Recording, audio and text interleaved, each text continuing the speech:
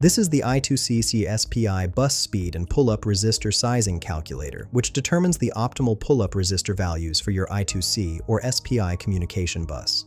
Let's look at the inputs. First, select your I2C speed mode from the drop-down menu. You can choose standard at 100 kHz, fast at 400 kHz, fast plus at 1 MHz, or high speed at 3.4 MHz. For this demo, I'm using standard 100 kHz. Next, enter your supply voltage in volts.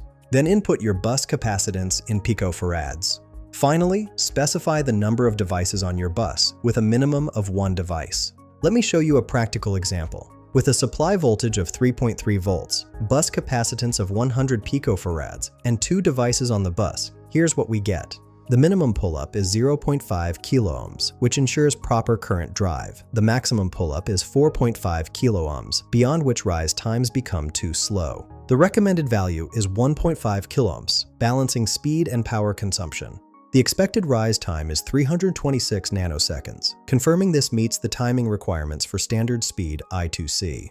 Find the link in the description below.